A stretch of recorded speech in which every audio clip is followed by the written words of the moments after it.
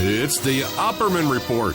Join digital forensic investigator and PI Ed Opperman for an in-depth discussion of conspiracy theories, strategy of New World Order resistance, high-profile court cases in the news, and interviews with expert guests and authors on these topics and more.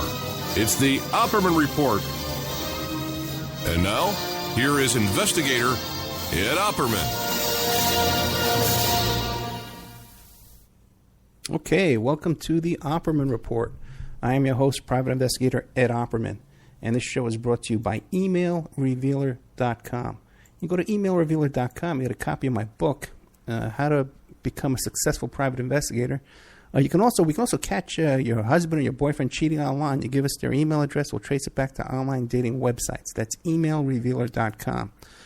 Also, to remember, OppermanReport.com. We have a special members section there. You can sign up and become a member. It helps support the show that you hear on Friday night and the show you hear on Saturday night. But there's also exclusive content. We have shows that we record during the week that only play in the members section to members. Also, we have a document section in there with all kinds of wonderful stuff. We just had Montgomery Blair Sibley, and he gave us a whole cell phone list of a D.C. Madam. So a lot of great stuff in there, and we're updating it constantly. Now, we've got a really big, important show for you today. We have Kathleen Willey. Now, you probably remember that name back in the 90s. This is a woman whose life was turned upside down because of the Clintons and the abuse that she went through with some of the most powerful people on the face of the earth. And this woman's come back out of seclusion to stand up for herself and to tell us what went on. So, Kathleen Willey, are you there? I'm here. It's good to be here. Thanks for having me on it. Thank you so much, and sorry about the confusion with the time zones. We once again. That's okay. I'm glad I was here when you called. I thought maybe you forgot or whatever, but no problem. I'm here. Great, thank you very much. So, Kathleen Willey, tell us about yourself. Who is Kathleen Willey?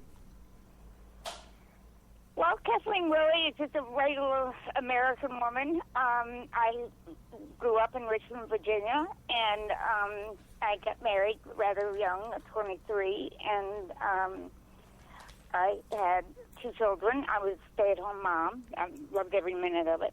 And as my children got older, I got involved in politics on a voluntary basis. My late husband's father had been the president pro tem of the Virginia Senate for 35 years, so we always had an interest in politics our whole lives together. And so I just started on the local level, and then I went to the state level, and I volunteered on Mary C. Terry's campaign, who was the first woman to run for and be elected as Attorney General for the state of Virginia. And then I worked on Doug Wilder's campaign when he ran as for Lieutenant Governor of the state of Virginia, and he won that. And then I worked on his gubernatorial campaign, and he was elected then, and he became the first black governor in the country.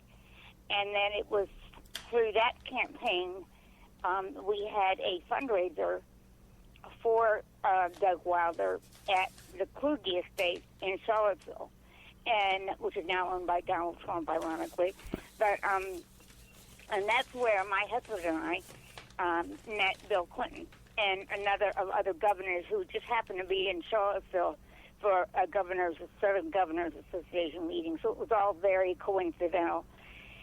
So they were invited over, and that's when we met Bill Clinton. And we just spent the evening talking with him a lot, and he was talking about Arkansas and what he was doing. And at that point, he had not announced for president, but there was a lot of talk about it. And anyway, when he announced, we immediately jumped on board. We liked him a lot, and we liked his ideas, and we liked the fact that he was young, and we started Virginians for Clinton, and we gave his campaign office space, and my husband was an attorney, and he had a suite of offices, so we gave him an office, and we raised a lot of money for him, And then after he won, we went to other fundraisers in other cities, and we were very, very involved. And then after he won, I volunteered on the inaugural campaign,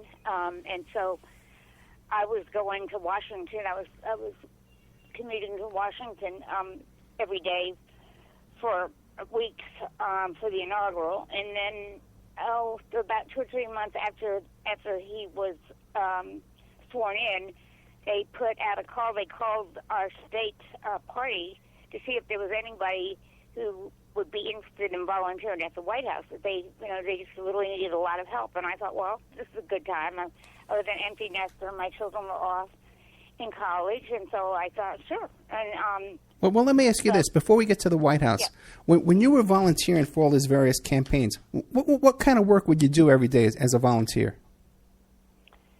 Oh, you name it. And that was back in the old days before social media. And I mean, I remember a young kid saying to me one day, saying, "How did you ever run a campaign, without a fax machine?" That's right. He couldn't imagine it. And I just said, it's a long story. I mean, it was a whole different ballgame back then. But, I mean, I just did everything. I, answered phones, helped coordinate volunteers. I mostly worked in fundraising. I got to be pretty good in that part of these campaigns. And so I raised a lot of money for on the local and state level. Look, give me an idea. How much money would you raise? Oh, geez, I think at the time we, hundreds of thousands of dollars. Okay. Over the years. And how would you do that? I can't. It's been so long. I really can't give you a number. I do know that that there was a very big fundraiser for Bill Clinton at the home of Mrs. Harriman in Middleburg, and my husband and I singularly raised the most money for that event. And at that point in time, that event alone had raised more money for any political nominee or anybody running for politics in the history of the country. That's when donations really started to get bigger and bigger. And so at that point, that kind of broke a record. And so, like I said, we raised a lot of money, and we became friends with him. We went to Little Rock election night, and we were very, very involved. Now, I'm not clear about, you said you donated an office space to him. Where was that? In what city was that office space? Richmond, Virginia. Richmond, Virginia. My husband had his law office here, and he had 3 or 4 offices, and we had one office that was empty, and so we gave that to the Clinton campaign. And what did they do with it? Virginia for Clinton worked out of that office. What did they do with it? Phone, a lot of phone work, and they had use of our secretary volunteered and helped them, when she could, and I did, and making phone calls and arranging fundraisers and those kinds of things, sending out mailings, all of those kinds of things. And would Bill and Hillary show up at that office? No. We were not. It's funny. I never thought I'd see the day that, and it has happened, that Virginia would become a swing state. Because back then we just weren't all that important. The Democratic Party of Virginia was nothing like the National Democratic Party. It's what they called back in that old day Dixiecrat. Right. And that's what my father-in-law was. And it just was very different. It was a conservative Democratic Party, a moderate, let's say that. But so now, if you were raising all this money, right? Now, the people you were raising money from, would they then come to you later on for favors and say, "Hey, we need to contact the candidate and have a meeting with him. We need a favor here. We need this, that." Well, yeah, that would happen occasionally. When they realize that we that we were working for different campaigns, and they, especially when other people wanted to run for a local, right. Local office or state office, they were looking for endorsements, or they were looking for people to come to make appearances, and those kinds of things. Yeah, we would get requests for that, and those were reasonable requests. Okay. I had no problem with that. I mean, that's how policies work. Right. So I guess we're to the part now where you went to volunteer at the White House, or the inauguration.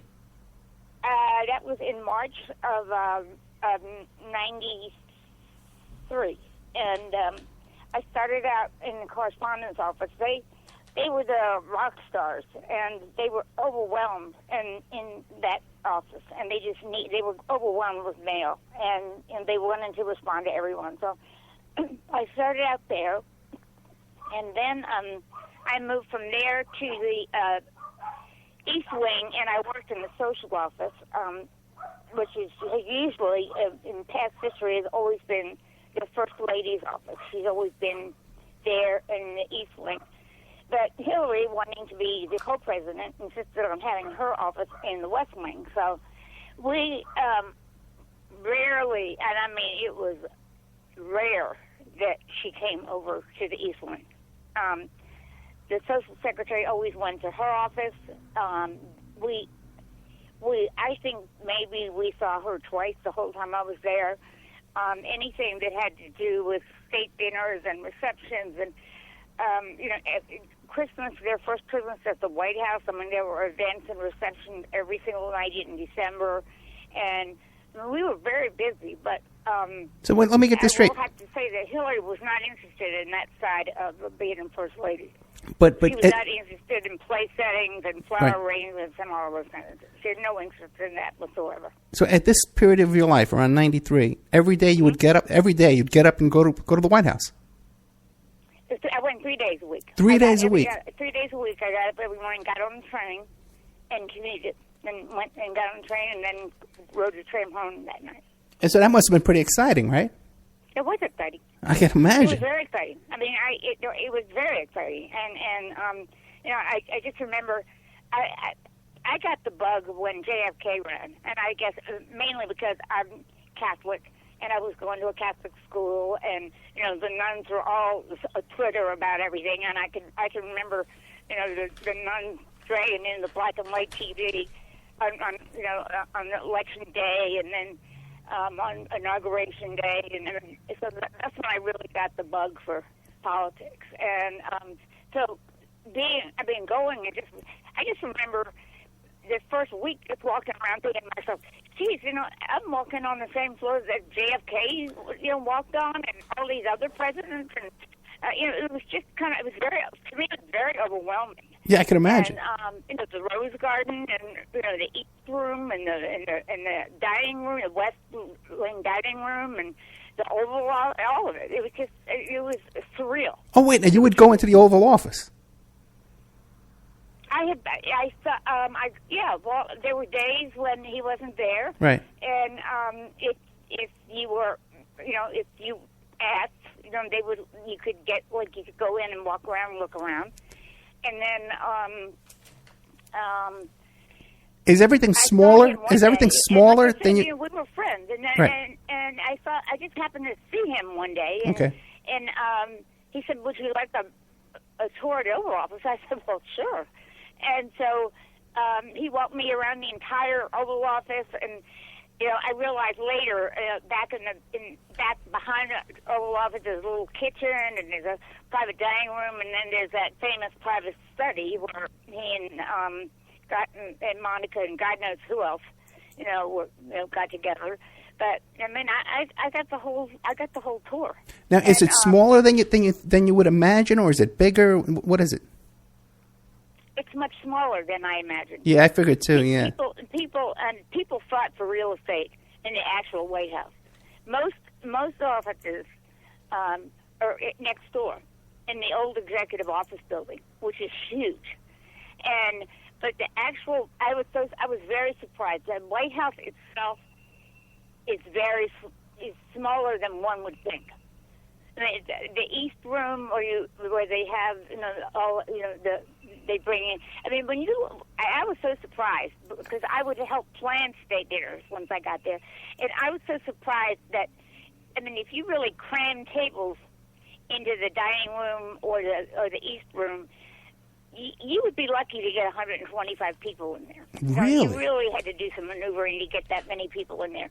Where when you see pictures of these state dinners, and you think that there must be at least 500 people in there. Right. Having at a dinner. I mean, that's just the illusion of it. So all of that, it was just it was a surprise, and I remember. I mean, of course, the landscaping was just perfect all the time, and gardeners were everywhere, and the rose garden was breathtaking. The whole place, the blue room, the red room, all of it. I mean, the history of all of these rooms was just overwhelming. Downstairs in the basement, as they call it, it had kind of an arch ceiling. And down there was, they call it the First Lady's room, and it contained many of the official portraits of the First Ladies and their own china settings that they had for their administrations, and lots and lots of history. The diplomatic room that you come in off of the South Lawn, that you see that is all.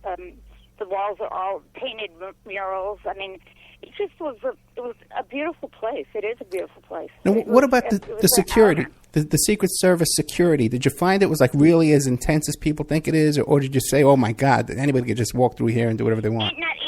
Not in the White House. Not in the White House. I mean, everything was a lot looser. I mean, there were.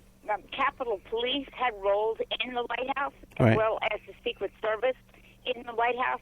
But things were just a lot looser because we all had security clearances.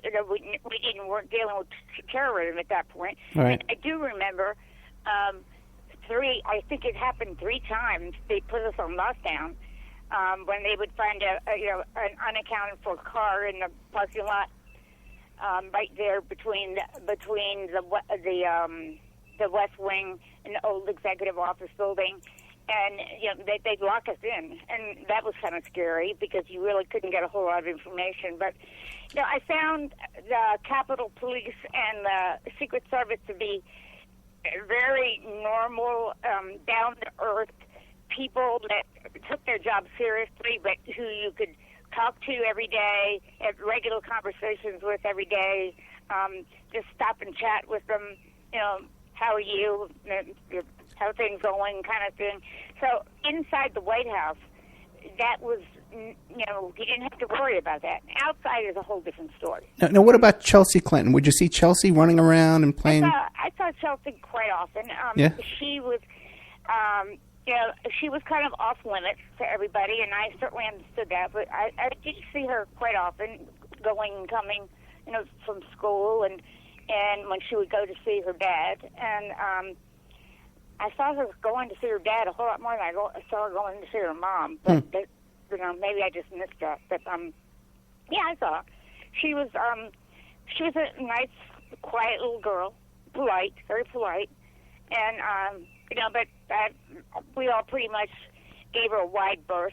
She was, you can imagine, being the first child. Did she have little friends playing with her? Could she have friends over for after school play? Yeah, I mean, she'd have overnight and slumber parties and birthday parties, and right. She'd have friends over to watch a movie in the White House Theater, and they tried to give her as normal a life as they could. And I would say up until that point, as she was growing up, they seemed to have done a very good job of raising her. I don't know that I can say that now, but right. But at the time, she just seemed like a normal. I guess she was 12 when she got there, so we watched her for 8 years. Well, I wasn't. I left in '95, and but anyway, it was just a special time for me. I just remember I made a point every day when I left, to go to Union Station, to look back over my shoulders to remind myself it was all real. Yeah, I could imagine. Yeah, I could imagine. Now, you had volunteered for the Clintons, and then you were there. You're in the White House 3 days a week. Were there any? Did you see any signs of rampant infidelity from Bill, or their personal life? Hillary too.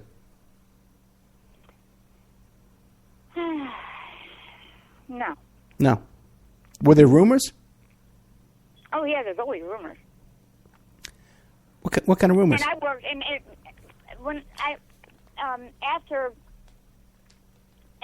I was a volunteer in the social office, and then when later on, after we'll go through that story, I had a paid job, and I was then working in the West Wing in the White House counsel's office, where Vince Foster worked, and I just happened the things that struck me, which surprised me, was that administration was very loosey-goosey. I would walk in my office in the morning, and one day all of the legal documents of Paul Jones's lawsuit were just sitting on my desk there.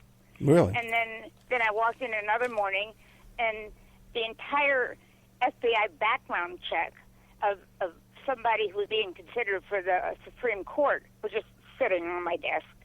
And, those are the kind of things that shouldn't be sitting on anybody's desk.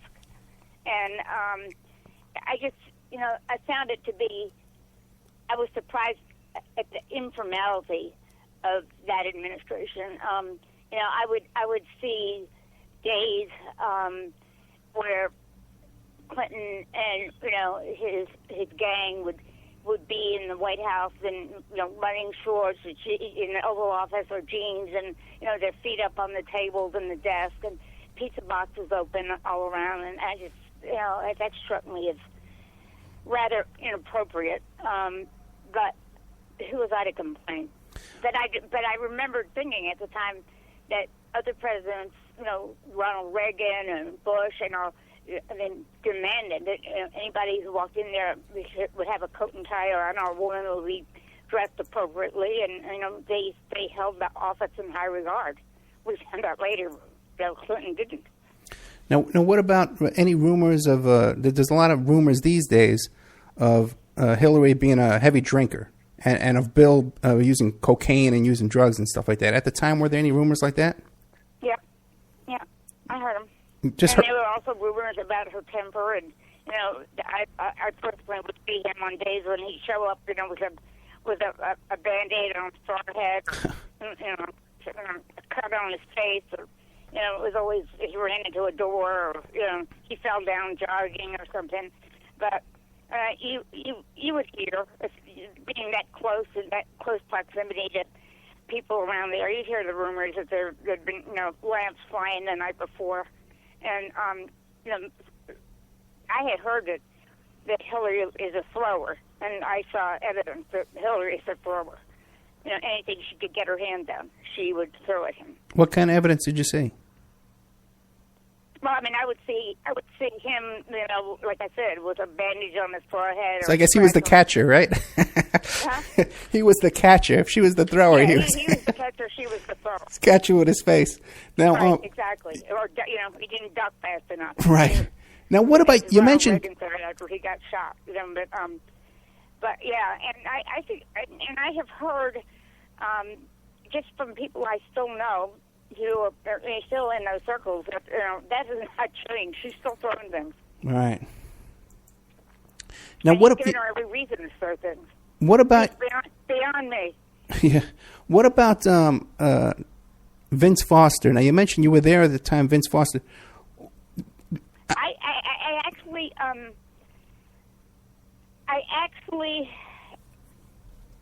I was still in the East Wing when Vince died. Right. But I was literally moving into that counselor's office. But I was very aware of everything that went on that night because one of the volunteers that I worked with, who I became very close with, her father, Nate Landau, was a big money guy. He was Al Gore's financial chair when he ran, he was chairman of the Democratic Party of Maryland. He had a huge estate up on the eastern shore of Maryland, and Vince Foster and I wish it couldn't. It'll come to me, but about 3 other couples were invited up to the Landau estate on the Maryland eastern shore the weekend before Vince killed himself, and I believe Vince killed himself on a Monday. And I had already left because I worked Monday, Wednesdays, and Fridays. Sometimes, if they need me, there were some days that I went up, every day. But, the minute I got home, I got a call that had happened. I had not really been introduced to Vince, but I had certainly seen him around the White House. And, and of course I saw when I went the next day, I was at the White House.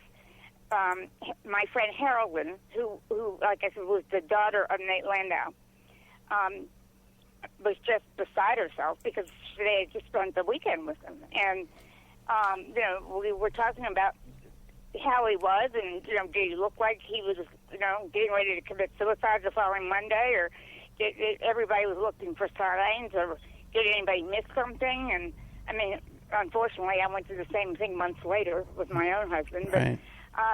She said the only thing that seemed odd, which isn't really odd when you think about it, is that he spent a great deal of time on his back. He's a very tall man, but he spent a great deal of time on his back on a float in the pool, just looking up at the sky. And I don't think anybody really thought that was an odd thing to do, but Harolyn said that she just kind of noticed that he was doing that a lot the entire weekend. So, that's all I know. But she was. What about extremely upset? It was just like a fun couple's weekend up there. They all had a good time. Now, what about after the death? Were you a witness or anything about all the cover up, and they went into his safe and all kinds of stuff and moved boxes out of his office? Well, I didn't witness it because I had already left, but I was told about it because I knew Linda Tripp. We had become friends, and Linda worked in the counsel's office. And Linda was a holdover from the Bush campaign. And she was very loyal to the Bushes still. Right. And did not like the Clintons and didn't make a whole lot of bones about it, but she liked her job. So they kept her as a holdover, and she was kind of a floater for a while. And she finally wound up in counsel's office. And so she was there, and she started seeing everybody. Hillary was out of the city at that point. I think she was. I want to say Florida, but then somebody else said maybe California. But all I know is that as Linda reported, that there was all kinds of phone calls going on back and forth. Sid Blumenthal being one of them, and lots of different people going in and rifling through Vince's desk and started to, just take everything out of it, files, you name it. And Linda, having been there and knowing how things should work, had the sense of mind to call the Capitol Police and say, come up here and seal this office. There are too many people roaming through this office. Could be a crime scene. And, which they did. But, they managed to get pretty much emptied out desks before that happened. Interesting. I never knew that Linda Tripp was the one who contacted Capitol Police and told them to seal the office. That's very interesting. Yeah, she did. It was very smart of her. Well, we're about 2 minutes toward a break. What is your conclusion about Vince Fossey? Do you think it was a suicide, and you think it was covered up? What do you think? That's a hard one.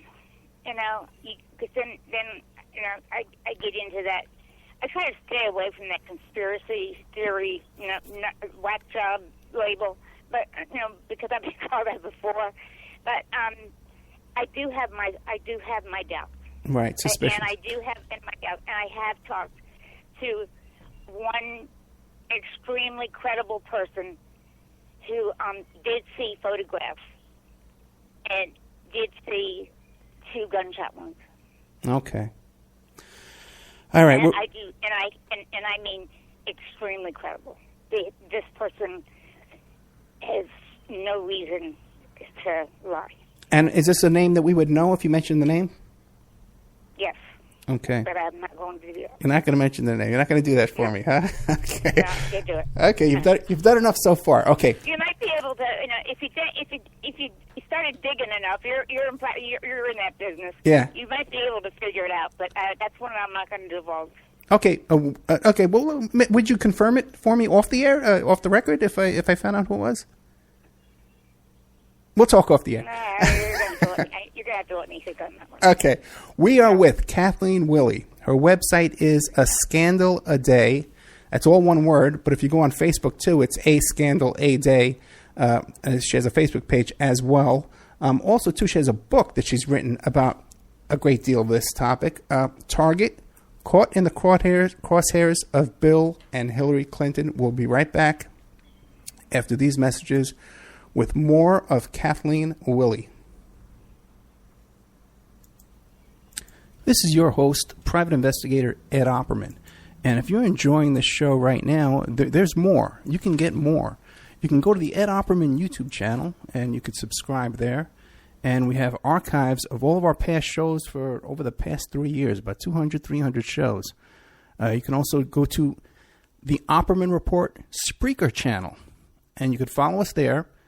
Again, a ton of shows, about 300 shows on there. And whenever we do an impromptu show, an emergency type broadcast that we do during the week occasionally, you'll get an email notifying you of breaking news and spontaneous broadcasts that we may do during the week.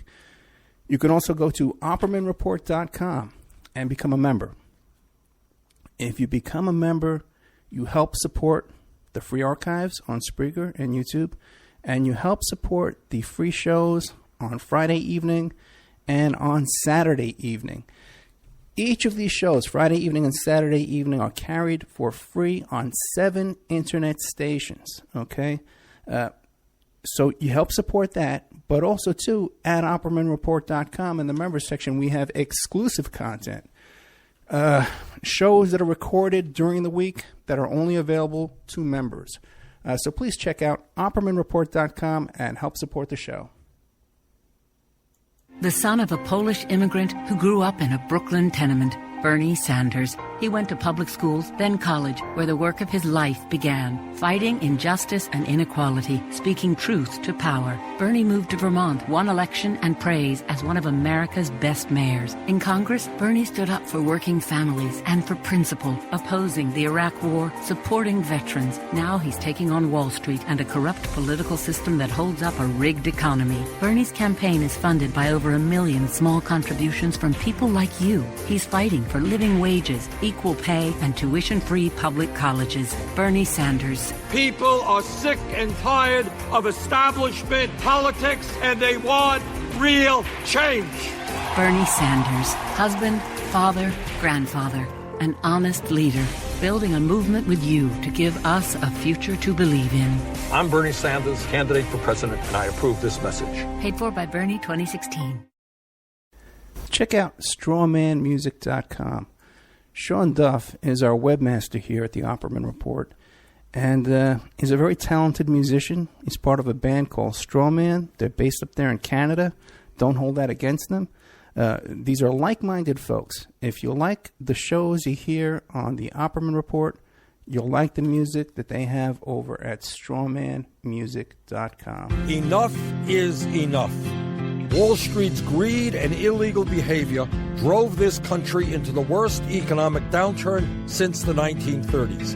And then, after getting a huge taxpayer bailout because they were too big to fail, it turns out that 3 out of the 4 largest banks are bigger today than they were before we bailed them out. That's crazy. I'm Bernie Sanders. My plan: break up the big banks who are strangling our economy and make them pay their fair share of taxes. Then we can invest in the middle class, expand Social Security, and provide universal college education. I'll rein in Wall Street behavior so they can't crash our economy again. Will they like me? No. Will they begin to play by the rules if I'm president? You better believe it. I'm Bernie Sanders, Democratic candidate for president, and I approve this message. Paid for by Bernie 2016. You know, you can get a copy of my book, How to Succeed as a Private Investigator, if you go to my website, emailrevealer.com. Now, this is a limited edition book, okay? And you can get a signed copy of this book, and it'll be personally autographed to you or whoever you want to give the book to as a gift. Once you have my signature on that book, you can copy the signature and put it on checks and pass them all over the world. Emailrevealer.com. Get a copy of my book, How to Succeed as a Private Investigator. He's fought injustice and inequality his whole life. Bernie Sanders. As a college student, he was arrested for challenging segregated housing. Bernie marched with Dr. King and thousands of others for civil rights. In Congress, Bernie stood up for working families on health care and jobs. Now he's taking on Wall Street banks and a corrupt political system that keeps in place a rigged economy. Bernie Sanders, a reformer who believes in ending racial profiling and mass incarceration so the justice system works for everyone. Bernie Sanders. There is no president who will fight harder to end institutional racism and reform our broken criminal justice system. Bernie Sanders, an honest leader building a movement with you to give us a future to believe in. I'm Bernie Sanders, candidate for president, and I approve this message. Paid for by Bernie 2016. Okay, welcome back to the Opperman Report. I'm your host, Private Investigator Ed Opperman. We're here today with our special guest, Kathleen Willey, who is the author of Target, Caught in the Crosshairs of Bill and Hillary Clinton. And also her website is ascandaladay.com. And you can also find her on Facebook, too, A Scandal a Day. You know, before we resume, I really want to thank you for coming on the show and coming back into the public eye and doing a public service in educating the country. A lot of people are too young to even know these stories. And I really want to thank... That's one of my missions, because I'm basically trying to reach out to the millennials who were either too young or weren't even born yet when all of this was going on, or because of the salacious material of everything that was on the nightly news during all of that. Their parents were monitoring their television watching. Right. And so a lot of them, to this day, I get messages and comments and private messages from young women and men who say, "Oh, well, I didn't know about the story," or "I've heard a little bit about the story," and tell me more. And so they're mainly my target. I am well aware of the fact that there are certain people that are not going to listen and will never change their mind, and you cannot reason with them. I don't care what you tell them, what you show them. If you try to sit down and be reasonable with them, they're just not going to change their mind. And so I just let that part of it go because it's too frustrating. It's just too aggravating. They are who they are. Well, also, the media tries to portray this as, well, infidelity. These are indiscretions of Bill Clinton. And they always mention Monica Lewinsky. They don't mention the women who were abused and attacked, and then the hell you were put through afterwards. Well, let me tell you, I know and have met Juanita and have spent time with Juanita. And Juanita, we sat down the first night that we were together, and she told me the whole story of what he did to her. And it's even more horrific than what she's already told. Really? And I can tell you that this woman is not lying. I can tell you that it was traumatic in the telling of it 30 years later, which I guess maybe it was even more than that she first told me about it, but at least 5 years ago. It was as traumatic in the telling it 30 years later as I'm sure it was the day it happened for her. If anybody ever watched the interview of her by Lisa Myers, you can see and feel and watch, and hear the trauma, that she went, that she was put through. And to this day, I was extremely shocked when I because I'm on Twitter, not very much, but I'm on Twitter, and the day that Hillary made that statement about if you've been raped or sexually assaulted, you have the right to be believed and listened to, and we are with you. And I just remember sitting here and watching that, and I thought, wait a minute. And I literally had to rewind it about 5 times to make sure that I wasn't dreaming or seeing something wrong. And I just thought to myself, who in the name of God is handling this woman? I mean, it told me more about the soullessness of this woman than anything else I think that I've ever seen, besides the fact of what she, the campaigns that she that raged against us. And when she did that, I just thought to myself, and then the next day, Juanita was so outraged. She sat down and she wrote a tweet, and she said, I was raped by Bill Clinton in 1976 when I was 35, something like when I was 35 years old, when I was 27, I don't remember the age, okay? But when I was such and such years old, today, 35 years later, it never changes. And I just thought, wow, I never ever thought that I would see that day, because after what happened with her, after it took her a month to decide whether or not to do the Lisa Myers interview with NBC, and then they held it until after impeachment. They would not run it while the impeachment was going on, before the vote, which would have changed everything. But you know how mainstream media is. And I think her biggest worry was people weren't going to believe her, or that she was going to be attacked. And I just, I talked to her many, many times that month. At that point, I had yet to meet her, but I talked to her many times that month, and I just said, nobody can make you do what you don't want to do, but if you think it's the right thing, and if you think you're going to have an impact on this impeachment, and if they're going to do, NBC says they're going to do what they say they're going to do, go for it. You could change history.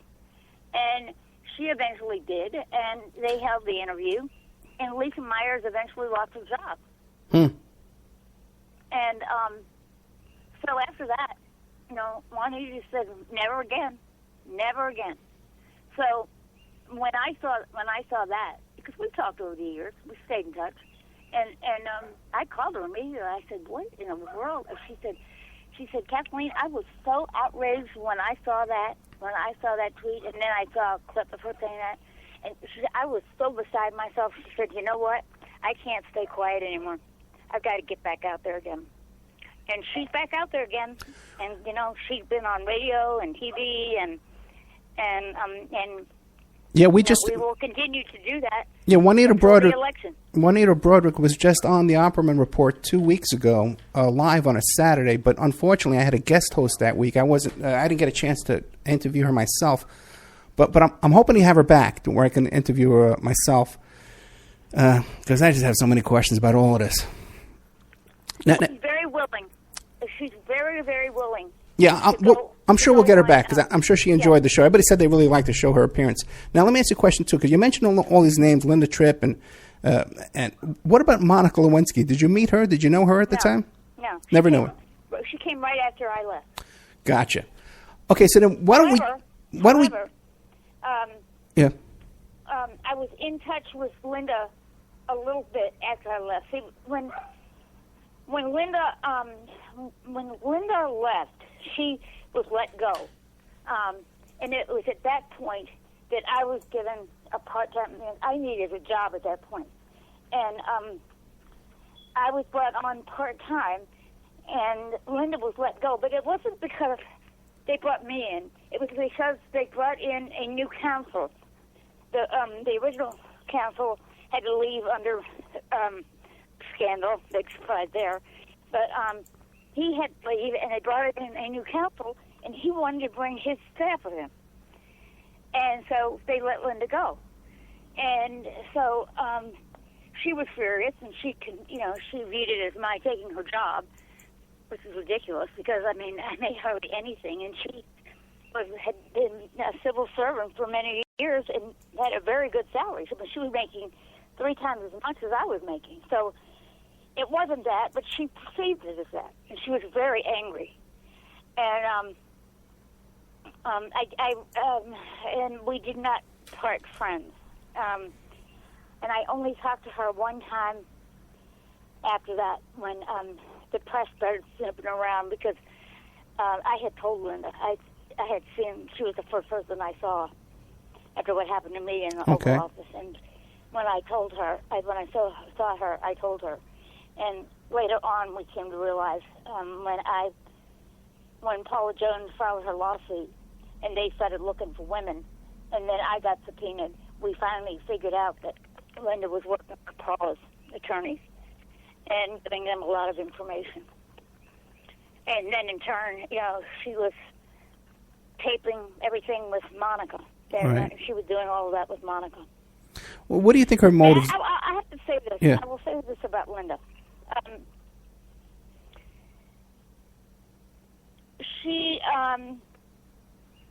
Monica hates her. Monica's parents railed against her. Monica's attorney, railed against her. I will tell you this, and I've been told this by credible people who know a lot of things and know the Clintons, that Linda told Monica to save that blue dress. She said, don't you ever get rid of that blue dress. Because she wanted to throw it away, and when she was mad at him, and he broke up with her, and back and forth and back and forth. And she said, don't ever throw that dress away. And I am convinced that that dress saved Monica Lewinsky's life, because I think the plan for Monica was to disappear. I've been told that. And given the long list of people that we've seen who've met mysterious, deaths, who know the Clintons, it wouldn't surprise me. And I was told, I was told by somebody, a very well-known member of Congress, that when I went in after being deposed in the Paul Jones case, I had been harassed and threatened and intimidated and terrorized for months before that deposition, once my name first came out. And even after, when I became a cooperating witness with Ken Starr's investigation, it went on for over a year, and it was horrible. And they her hired goons, as I call them, and we have proof of it. They told their stories under oath in the Ken Starr investigation. I was threatened 2 days before that deposition, and I live in a very rural area. It's very hard to find me. My address isn't anywhere. My address wasn't in the phone book at the time. You had to work hard to find me, and people. I live in the country. It's the country, and people would. It was the kind of place where the post office is supposed to open at 8, but they unlocked the doors at 6. Well, let me ask you this. At 6, and there was many a time that, Kathleen, strangers would just walk into the post office, trying to get my location from the people who worked there. And I was new here, but and all of this started. I moved out here in April of '97, and my name came out the last day of July of '97.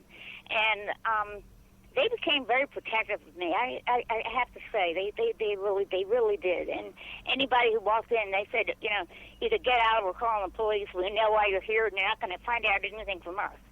So, I had a lot of people, strangers, that and that I didn't. I only found out later. I have my mailman. It came out. He showed up at my door one day on a Friday after all this started, because my mail. I live at the bottom of a long driveway, and then you go up to the top of it, and up there is where the mailbox is, and that's where the press would hang out. When they try to get down here, but I had the presence of mind to have a very big 125-pound German Shepherd who never left my side. And, whenever anybody started walking down the driveway, I would just stand on the front porch with her and just say, I would advise you to back up slowly. And that, that kept them away. But still, they tried. And, I had a number of really terrifying things happen here during all of those months. But let's get to that. Well, let me ask you a question first. A couple of questions. Okay. One is the name Anthony Pellicano, the private investigator. Did his name ever come up in your story? Pellicano's name came up. Terry Lunson's name came up. And the main one was Palladino, Jack Palladino and his wife. Okay. Their names came up. But the reason why I asked about Pellicano in particular is because he's in prison right now. He had C4 explosives and had all kinds of illegal. Oh yeah, the fish, the fish in the newspaper on a reporter's hood of a car or something. Right. And the bullet in the mailbox kind of thing. Yeah. Yeah, but what kind of? He was a really bad guy. Oh yeah. He everyone knows that. So Palladino, so is he. But he's still around, though. I don't want to get in trouble. Oh yeah, he's still around. No, but now my question is this, though: what kind of what did you trace back to Pellicano doing to you? Nothing to Pellicano. Okay. Nothing to Pellicano. So now we kind of glossed over the incident in the Oval Office. So for right. the audience that's not familiar, just describe what was the impetus of all this that caused all these problems for you. My husband was an attorney. Okay. And he came to me one day in November, and he said, I've gotten myself into trouble. And he kind of soft-pedaled it, but basically he'd embezzled some clients' money from his escrow account. Right. It's very full common. intention of paying it back, how that goes. And I didn't know about it at the time. And I never knew about it.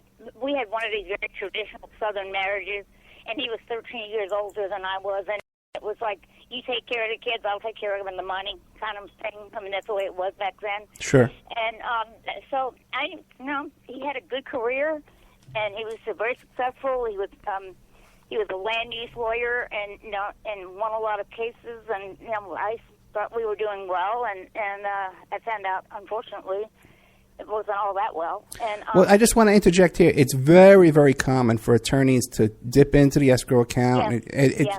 And usually 99% of the time, they never get caught. But well, especially lawyers who only work for themselves. Right. And they don't have to answer to a big law firm, or they keep better track of things. Yeah, that's rampant. Right, and I've seen that happen a lot in this town. And I have seen some of the lawyers who have done that, who have committed suicide also. You don't want to be there.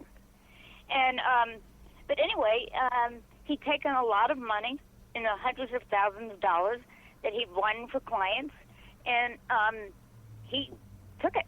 And I don't know to this day what he did with it. I don't know if he was paying past due bills, or I don't know what he did with it. But they finally figured it out. I mean, he wouldn't return their phone calls, and they finally had one of these clandestine 6 a.m. meetings in the parking lot of the county courthouse, and they said, okay, we know what's going on, and you've got 2 weeks to pay us this money back, and here's a note that we want you to sign, and we want your wife to co-sign it also. And we need this note back by 1 o'clock this afternoon. So he called me that day, and I was out going to do Meals on Wheels, and I remember he called me and he said, I've got to see you right away. And I said, well, they are expecting me at Meals on Wheels, and he said, well, you're just going to have to cancel it.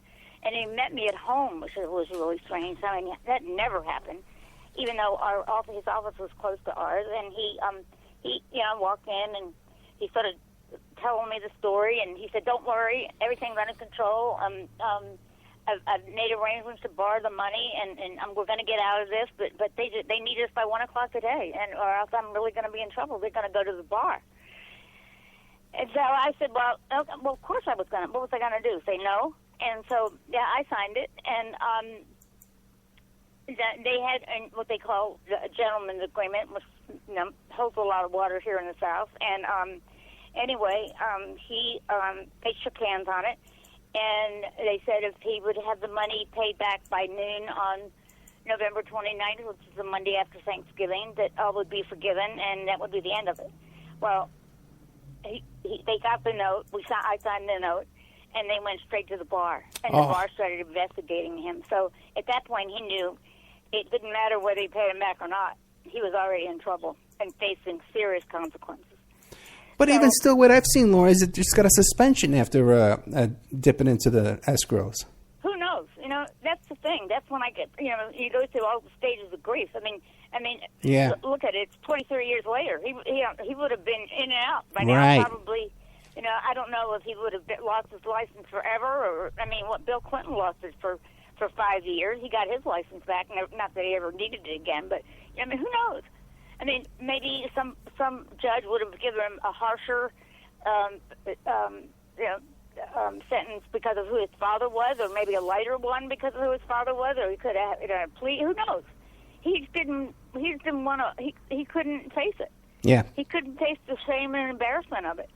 And so anyway, my children, we were all home for Thanksgiving, and at that point, he sat down and we told them what was going on. Because I said, we're going to have to tell them, because things are going to have to change around here. How old were the kids? They were in college. Right. And then my daughter was in Harvard, and my son was at the College of Charleston. And, he indulged them and gave them a lot of things that they wanted. We sat down and I said, things are going to have to change. I mean, we got some serious problems here. And I'm going to go to the White House first thing on Monday morning. I'm going to go see the president. He's a friend, and I'm just going to say, look, my volunteer days are over. I need a job, and in the meantime, you guys are going to have to. We're going to have to start thinking about maybe selling the house and and starting over again. And you're going to have to start working towards contribute towards your tuition and getting loans and grants and whatever it is people have to do. Things are going to change, and it was rather. The sad part was it got to be a rather contentious family meeting, and my children have that as a memory, as our last time together as a family, and there's a lot of anger and bitterness there. But long story short, I went to Washington the following Monday, and I called his assistant and I said, could I please see the president for a few minutes? I really have a problem and I really need to ask a big favor. And she said, stay by the phone, I'll fit you in, what they did. And I went to see him, and I walked in the Oval Office, sat down in front of his desk. I was very upset. I'd been trying to call him all day. Nobody could find him. His office couldn't find him. Nobody could find him. And this was before the days of cell phones. He had a car phone, but nobody had cell phones. And I must have called him 50 times that day before I even walked into the Oval Office. And I was very upset. I was crying. I was very upset. And I told him, I said, my husband's in trouble, and I need a job. And, if you can, and at that point, he was my best shot at a job. I had been a stay-at-home mom. I hadn't finished college. And we had it wasn't one of these, we raised a lot of money for you, so, it's time for you to help me. It wasn't like that. It was just... Although it should be. You have every right to walk in there and demand after putting a guy in office, giving him a desk space.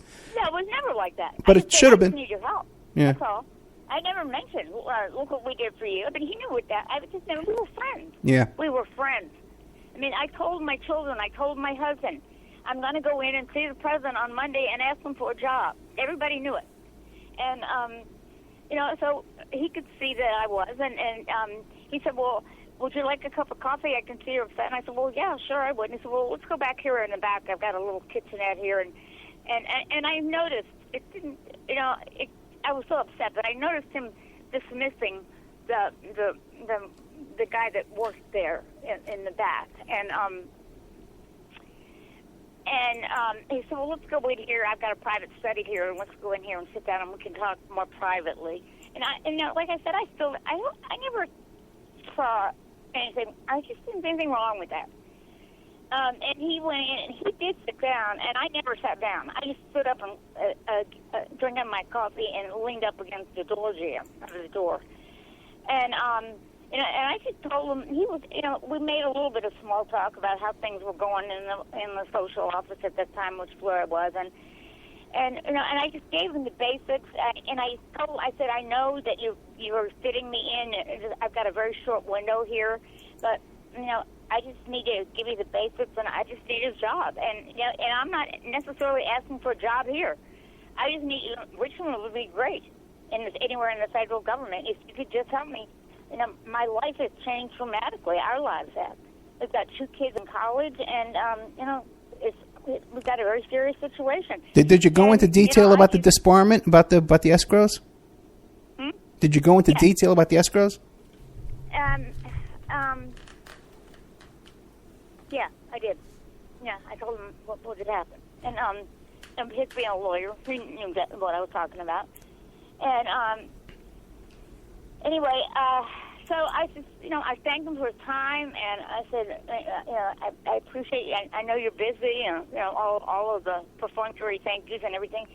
And I was going to walk out, and the next thing I knew, he had me backed into a corner, and I just remember thinking to myself, my first reaction was, what in the world is he doing? And it was very unexpected and inappropriate and under the circumstances, and hands all over me and whispered in my ear, and I just thought to myself, I don't know what to do here. I've talked to other women about this, and who suffered at his hands, as well as other women who've been in these situations with their bosses, and you don't know what to do. You just don't know what to do. And I thought to myself, well, I guess I could slap him, but does that mean, next thing I know, I'm going to have the Secret Service coming in, hauling me off? And, I was just trying to get out of there. And what saved me was, because he did have an appointment waiting for him, his aide, Andrew Friendly, started banging on the door that led back into that area, and saying, Mr. President, we've got an appointment, they're waiting for you. And I thought, oh, thank God, that's going to at least distract him. Not in the slightest did it distract him. And so I'm trying to gracefully get out of this situation, and it seemed like forever, but it wasn't. But Andrew banged on the door again, and it was that was my moment, and that's when I got out of there. It distracted him enough that I got out of there. And he's much bigger than I am.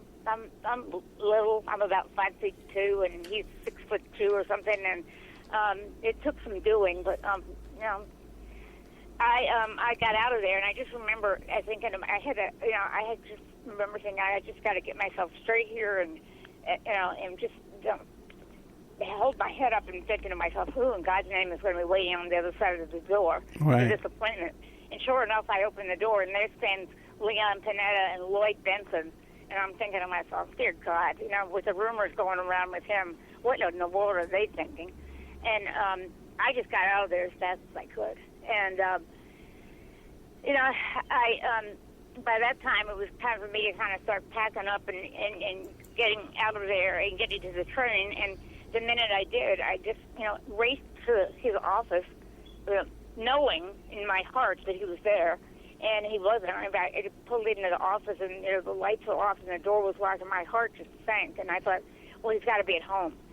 And so I raced home, which was about 10 or 15 minutes there, and wasn't there. And I spent half the night driving around, looking for him at his old haunts or, friends' homes or anywhere.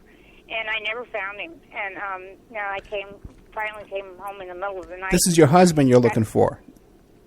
You're describing that you're looking for your husband. Yeah, I'm sorry, yeah. I was looking for my husband. Because nobody had heard of it for the entire day. Nobody had heard of it, none of us. Not his office, me, nobody. And it was the next day that I got a phone call from the sheriff in a county that was, God, 60 miles away. That it had no meaning to me or us or him. Well, not me, him, but not us as a family. And he just driven deep into this very rural county and pulled off into a hunting road and walked into the woods and sat down on a tree stump and by a marsh and killed himself. I mean, I eventually found the nerve, the state policeman who was put in charge of the whole case. So I wanted to see where it happened, and he took me out there, and so I could see it. And anyway, that's what happened. Did he leave a note? It was just horrible. Horrible. Did your husband leave a note? He left us notes. Mine was the one he left me was very legal. It was very legal, and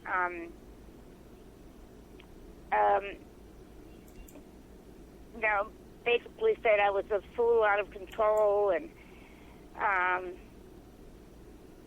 he never really said I don't think he told any of us he was sorry.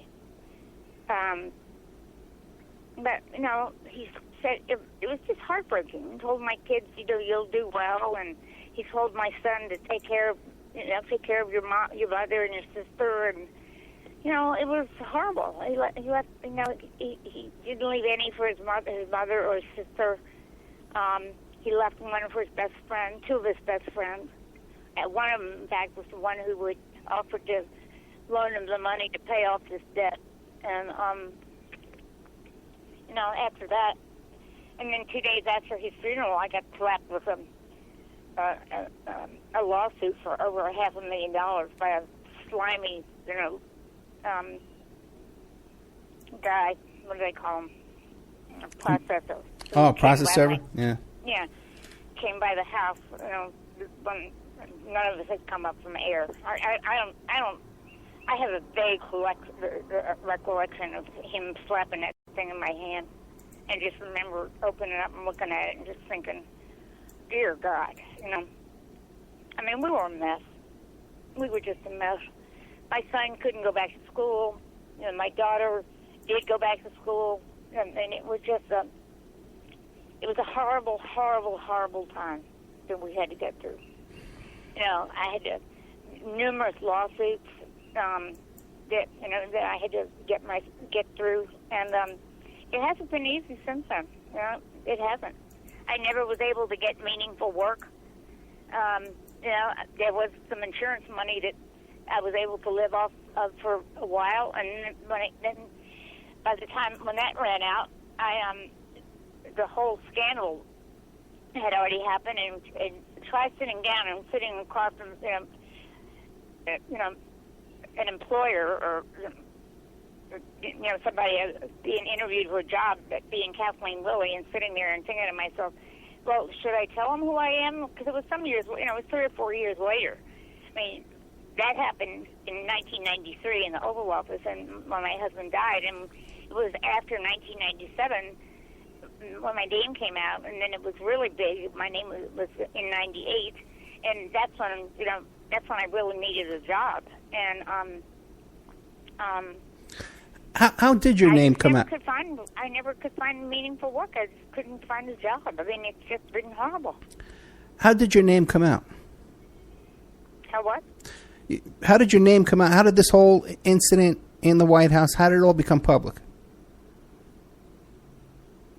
Linda told Paula Jones's attorneys, and they deposed me. And I had to go into federal court. Okay. And tell the story. And, like I said, 2 days before that, her hired goons showed up here at where I lived, they'd been watching me, I realized. I used to walk in the mornings very early. And this stranger just approached me, and it basically asked me how my kids were, and he knew their names and their addresses and the towns that they lived in. And, he asked me if I had ever found, my cat had gone missing when I first moved out here, and, he was old. I mean, he never left the house. And, I had put signs up and pictures of him, and I thought this guy was a neighbor. I hadn't met all the neighbors out here. And like I said, I don't live in a subdivision with sidewalks. We're all spread apart out here in the woods. And it was just, and I walked, and he appeared to be a jogger, and he stopped me. And that's when he started asking me about my kids, and he threatened them. He threatened their lives, and then the two small children of my best friend, same thing. And I was terrified at that point. I thought, well, I think I'm going to be dying right here, and nobody's going to find my body for another hour or so when people start driving out here to go to work. And I had my dogs with me, and basically, he finally just looked at me and said, "You're just not getting the message, are you?" And this was after all of these horrible things, these weird things that happened around here. My cat disappeared. Another one, I came home and found a perfectly healthy 1-year-old cat dead outside of my deck. And my dad had no access to the yard. The only way to get into that deck was through my house. Somebody came in the house and stole the transcript of my book in the middle of the night one night while I was asleep upstairs. I found somebody roaming around, the back of my house at 3 o'clock in the morning. My tires were slashed. My German Shepherd, who never left my side, completely disappeared in the thin air for 3 days. I mean, it just was strange phone calls. The only phone call that I got, and you being a private investigator, you will understand this better than anybody, because this is a big no in your profession. A private investigator who was hired to come down here. You know what a noisy investigation is. Yeah. Well, that's what he was hired to do. And he was so troubled. To this day, we're friends now. He was so troubled by what he was told to do, what his instructions were, and he asked before his boss gave him instructions, he said, "May I ask where these instructions are coming from? Who hired you?" And he said, "The Oval Office." Really? And this guy did what no private investigator does. He called me up, and I wasn't here, and he left a message on my answer machine. He left a fictitious name, and he said, "My name is Kirk, and you need to understand that there are bad people who are out to get you, to cause you harm, and you need to be careful, and I will call you back tomorrow and tell you more." Well, I immediately called the FBI because at that point I was a cooperating witness, and at that point I called the FBI immediately, and they set up a trap, and he never called back. But interestingly enough, he came forward and voluntarily, and he testified in the grand jury under oath about what he'd been hired to do. So there's plenty of proof. Yeah. Of Hillary's hands in these reigns of terror. And believe me, I've talked to many women who have suffered the same thing. Well, no, this story is very similar to the other stories as well. But now let me ask you a question. Now, you said 2 days before you were going to go testify at the Paula Jones lawsuit that this guy came around and started threatening you. Did you make a police report about that? No. I was scared. No. Okay. I was too scared, not to malign my sheriff's department, but it's just a very small operation, and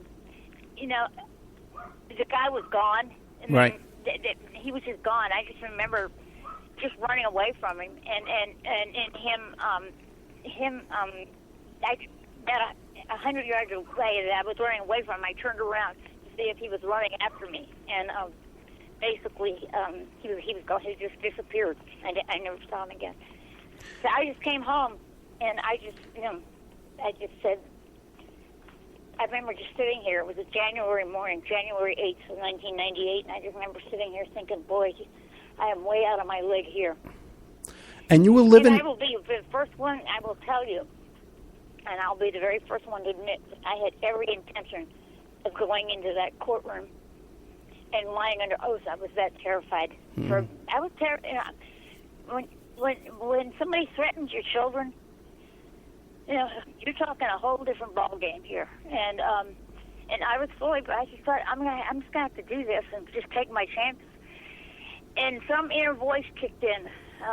After being married to a lawyer for 23 years, I knew how to dance around questions in a deposition, and I danced the dance as long as I could, and I finally the judge just said, "You're going to have to start answering some questions here, Mrs. Willey." And the president's attorney was there, Bob Bennett, and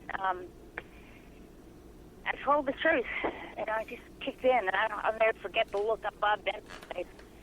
His mouth, his jaw dropped open, because once my name came out, he all of a sudden became our new best friend. Remember, I was one of those, loyal, faithful Democrats, and he all of a sudden, Big Bob Bennett is driving down to Richmond practically every week, saying, "You've got the full services of our law firm, and we've got to do everything to keep Kathleen out of this." But every time he showed up, he wanted to. He kept praying and praying. What happened? Well, it's just a boorish past, right? And I never told him. And I just said it was unexpected and unwelcome. And so when he sat there, and I told the judge the story, I have to say his cross-examination was pretty weak. He was having a hard time finding words. But I was told later, and like I said, I don't want to get into these conspiracy theories, but I had an attorney, in Washington, on the Hill, who asked me about this when I became part of the SAR investigation, and asked me why I'd gone in to tell the truth, because he wanted to see me and talk to me about a lot of things, and I said, I don't know, something just told me to do it. He said, well, let me tell you something. That was your life insurance policy. Because had you gone in and lied, you would have disappeared too. And that got my attention. Let me ask you a couple of questions. Now, you keep describing that you were living in the woods. Now, you were living in that house all by yourself? Okay. Now, did you ever think, say, well, I better get out of here and get around people and move into some place where there's more safety? Or you just weren't able to? I mean, well, I lived here. Where was I going to go? I'm going to sell my house and move somewhere else? Now, what about... it just wasn't something... Kathleen... For a very long time... Yeah. For a very long time, I thought my imagination was getting the best of me. Right. It was kind of these things of like, did this really happen? Or is this... Well, I would get odd phone calls. Like, I got a phone call one day, and I remember... it was this Kathleen Willey. Well, this is a power company, and we're getting ready to do some work out there. And it was a hot summer day, and we just want to make sure that you don't have any elderly people or small babies in your home. And I said, no, it's just me. And I got the phone, and I thought, that's weird, because the power never went off. And I called my lawyer right away, and I said, do you think this is weird? And he said, we had just gotten, caller ID was a new thing then. Right. And we're relatively new. And he said, you got the number? And I said, he said, start calling that number now. And I'll do the same thing. And it just rang and rang and rang. But I found out later that one of those investigators, that's when they were starting to track me down and find me. And so it was those kind of things. And you said that they broke into your house and they stole the manuscript for the book. I don't know why they didn't take my computer, but that was all they took. They could have made a copy of the computer. Could have made a copy of the hard drive while they were there. I had the hard copy. No, but I mean, they could have made a copy of your hard drive. They could have. I know. I don't know. I don't know if they did. I don't know. All I know is the next day, because I was editing it, and I had the hard copy, a big stack of paper of my book. I was doing it for my editor, and it wasn't there. And I'm thinking, well, I must have misplaced it. I must have been upstairs, and I started looking all over the house for it, and that's when I realized it was just not there. Now, it wasn't there. Around this time when you're being threatened, you're being intimidated, you're being surveilled, did anybody ever approach you and say, hey, listen, how would you like to go live in Aruba? We got a place for you in Aruba. No. You can go live there for free, and we'll set you up. They never offered you money. No, I thought that was odd. What was that? I thought that was kind of odd. I thought, yeah. I wondered at some point when somebody's going to try to bribe me, and nobody ever did. Because I know a lot of others. I've known other people that were given that opportunity, but nobody. They, her idea was just to terrorize me. Right. Now, do you think that might have been? To do the best she could, and and that's when the mainstream press was playing their game and defending them to the end of the earth, and all of us women were just vilified. Do you think that the part of the motivation for that could have been jealousy? That maybe Hillary saw, hey, Bill has an eye for this woman, and her anger and her jealousy was part of the motivation? No. No? Okay. I don't think they had a marriage. I think it had everything to do with power and their plan. It had nothing to do with jealousy. Now, I think at first, maybe, when they were first married, because, I mean, look, she knew what he was like before they got married. I mean, she sent her, before she moved to Arkansas and they were engaged, she was still working in Chicago. And she sent her father and her brother down on weekends to keep an eye on him. She knew what he was all about. And, I mean, there been, allegedly, he raped a woman and when he was in law school, and that's when they met. He raped a woman at Oxford. I've gotten a number of emails from women through my website. I put a place on my website for women who suffered anything at his hands. Please contact me if they could find the courage to do so. And I offered them. I said, if you want to remain anonymous, I promise you that you will remain anonymous. But if you decide to go public, that there'll be a lot of us who will stand with you and be with you. And I've heard from a number of women, but to this day, two of them have given me their permission to tell their story without any identifying information. That's the best I've gotten out of them. The rest of them just want. I just have told them. I've written on my website. I've said it on TV. I've said it in radio interviews that if you just want to get it off your back, and you need to tell somebody about it. Here's your time. Here's your opportunity to do it. You're talking to somebody who's been there. And I've heard from a number of women, and like I said, so far they've all checked out. I've vetted every one of them. Now, you said also, too, that you knew of other women that were paid off. That were what? That were paid. I asked you before, did anybody ever offer you money? And you said no. Do I know of any money? No.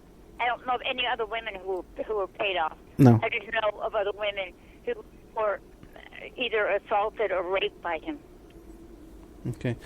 And what about these rumors you hear about drug smuggling down in Mena Airport in Arkansas and stuff like that? Oh, I've never. I got one email from a woman who claimed to have been a witness to some of that. But that's one part of the whole story that I've never gotten into. Okay. The whole Mena thing, at the airport thing, and the drug smuggling and all that stuff. I have not gotten into that. The only part I've gotten into started with when Hillary is the one who came up with the word the bimbo eruptions. Everybody was so outraged when Trump called Megyn Kelly a bimbo. And Hillary just made a huge deal of that, and I thought to myself, well, gee, I've been called a bimbo for 18, 19 years now, and I don't even hear the word anymore. I mean, really, what's word? It's not a very nice word, and Donald Trump should not have called Megyn Kelly that, although I think that she acted very, I think her questions were, she was armed for bear. I mean, she was looking for trouble, but, she's a big girl. She knew what she was getting into, and she got an awful lot of press out of it. Look where she is today. But look, I was called a bimbo 19 years ago by a woman who wants to now be president. Which is worse?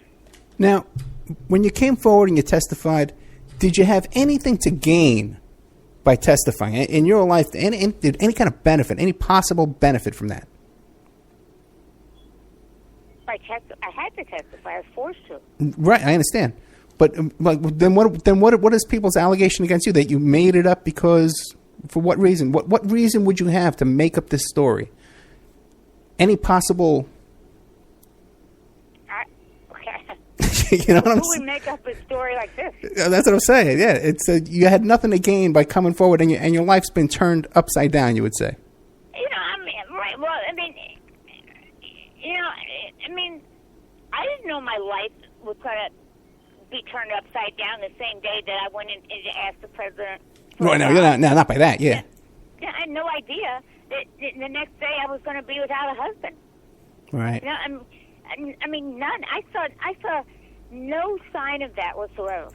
I never picked up on one single sign that he had that plan. And then, and once I came up for air, and I had to start dealing with all the lawsuits and all, I started tracking him, and that day and days before that, and tried to find every single person that he had been around or talked to or spent time with. In a courtroom or outside of a courtroom, or friends, or his secretaries, and anybody and everybody. And every single person that I talked to who had been with him just only a few hours before he killed himself, said he acted absolutely normal. The only thing, one person, the last person who saw him said he had a cold. He sounded like he was all congested and had a cold. And I don't remember that morning. Not that has any meaning whatsoever at all. It could have been crying. That was the only thing that I heard. Could have been crying, and that'll make you stuffed up. It could have been. That's a good point, That's a good point. I never thought of that. I'm sure. You cry so hard, then you always get so stuffed up, and your eyes look red, yeah. I know. Oh, boy. I'm so sorry about that. I'm so sorry. You've been through a lot here. Now, have you ever had face-to-face with Hillary or Bill after that incident in the Oval Office that day? Oh, yeah. I saw her. I never saw her. I only saw him. And she just was never around, even though I would see her. Her office, as it turned out, when I was in the council's office in the West Wing, her office was next to ours. And every day she got off the elevator, which was right at our door, there wasn't a door there, which is a door opening. I would see her get off the elevator, heading to her office. But, she never looked in the door or said hello or anything. She just headed straight for her office. And I didn't see her until to actually see her face-to-face after that incident at a World Summit. And this after I left the White House. I was given a job, but it only lasted a year and a half, if that long. But anyway, I still needed a job after I left, and I let the president know. I still need a job. Right. I wish I could stay here, but what happened was they brought in another counsel, and he wanted to bring in his staff, and so that was the end of that. And I think at that point, too, I was a bad reminder, and he had every intention, although he promised me that he would do everything that he could for me. He just wanted me out of there. And I had one thing that was really a really dirty trick. I was told go and see the head of his 96 campaign, and 96. To work to get that they would offer me a job on the campaign. Yeah. And they did. I went to see the finance chair in Washington at the campaign. It's DNC actually, was where, before they even really set up their headquarters. And I was given a job. I was given a job description. I was given a salary. I was told what it was going to be, and it was basically kind of work as an advanced person for fundraising events all over the country. And I made arrangements to rent an apartment in Washington because I knew I was going to spend a lot of time up there, and I made arrangements to get a house sitter, and because I had pets, You know, I've always had dogs and cats who would take care of my pets for that whole time. And, you know, all set to go, and here's your start date. And as the date got closer, I started calling just to make sure everything was on schedule. I must have called that office, and I must have called that man 100 times, and they never called me back. It was all a ruse. And what do you think the motivation for that was? Well, you'd think they tried to keep. You'd think they'd try to do. You would think they wouldn't try to do something that would be kind of a dirty trick now, wouldn't you? Yeah, you would think so. Yeah. You would think so. You tell me, because I've never been able to figure it out. But I never ever heard another word from them. Nothing. And all those arrangements I had to make, I had to cancel them all of them. And did anybody ever give you an explanation of why no one was contacting, no one was getting back to you, or? If they'll never get back in touch with you, Yeah. how are you going to find somebody, you know, unless you just walk in and say, what's going on? Right. And at that point, after 100 phone calls, I wasn't going to lower myself to that. Right. I wasn't. I just thought, you know, give it up. Just move on. Let me ask you a question. Now, in the news recently, there's all these reports about Bill Clinton flying on this plane with Jeffrey Epstein, who's a convicted pedophile, convicted sex offender. And Bill Clinton, according to flight records, has been on this plane 26 times. Mm-hmm. And I believe 6 of those times... Nice, huh? Yeah, I know, yeah. And 6 of those times, he ditched the Secret Service. Mm-hmm. Now, what do you make of that? Oh, what I make of that is that he's a scumbag. That's what I make of it. This man is hanging around with a convicted pedophile, flying around on the Lolita Express, going to Orgy Island, being serviced by underage girls. Now, we got 2 words for that. Human trafficking and pedophilia. Yeah. Did you see George Bush doing that? Well... Richard Nixon? Or George Bush Sr.? Jimmy Carter? And what's the matter with her that she says, she doesn't say, that's probably not a very good idea. And the fact is that from all reports that I hear is that they are rarely under the same roof. And when they are, it's not pleasant. And she rarely knows where he is. Right. They do talk on the phone, but she never asks him where he is unless she needs him. And he started campaigning for him. And you notice he's kind of disappeared on that because he was screwing up so badly. Yeah, he seems so old and feeble now. He is old. Yeah. Caught up with him. It's called karma. Yeah. What about the rumors that he may have AIDS? What do you think of that? Well, I don't know. Okay. He doesn't look good. And remember, you probably they would release his medical records the whole time he was running or after he got into the White House. Oh, really? Ever. I didn't know that. Yeah. Oh, I wasn't aware of that. Positively, his medical records were never released. Why do you think that is? Do you have any ideas? Well, yeah, called STDs. All right, okay. Now, let me ask you this. Right. All your dealings with these characters, right? Oh, by the way, what do you make of Ken Starr being on the defense team, being on Jeffrey Epstein's defense team? Is that true? Oh, yeah. Well, I had heard rumors about that, but I had never really followed up on it. Yeah, and I've done a lot of work on the Epstein case. I'm very familiar with that story. We've done a lot of reports on that. Have you really? Oh, yeah. Okay, now... how do people... The thing is I don't understand, because I was talking to somebody about that last week. I'm trying to remember who it was, and somebody had a big dinner party for him and somewhere, and Kate, all kinds of well-known people. Katie Couric, yeah. You know, I mean, who would want to hang out with a dirtbag like that? Well, It's called, I guess, people that just have no soul and no conscience. You know, no big deal.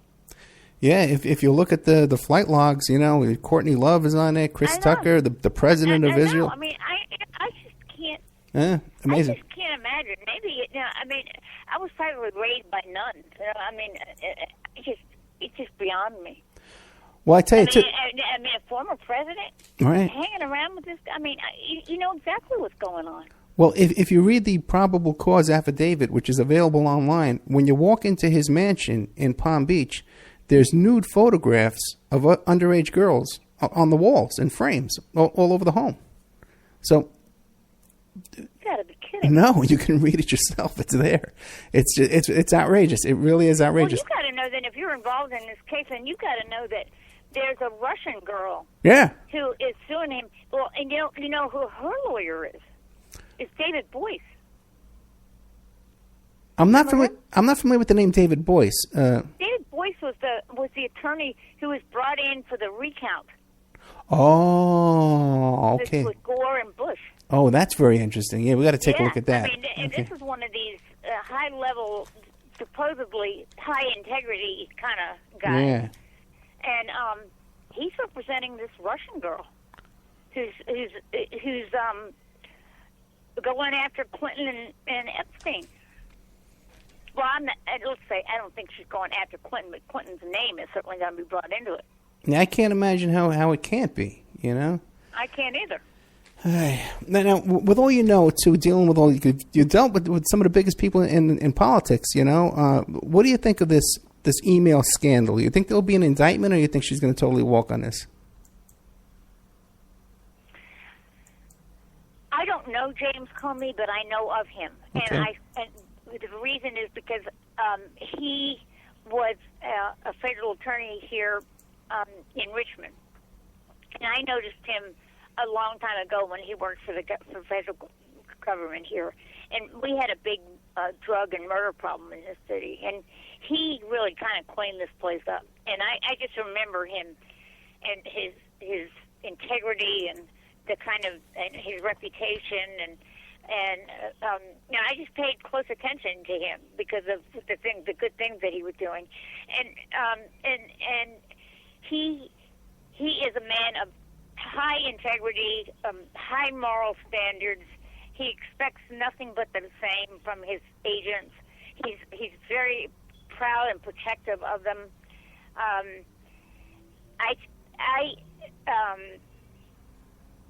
I can't imagine that he's not going to send a referral over to Lynch. If she doesn't indict, I think you're going to see a riot at the FBI, and he's going to resign. I cannot.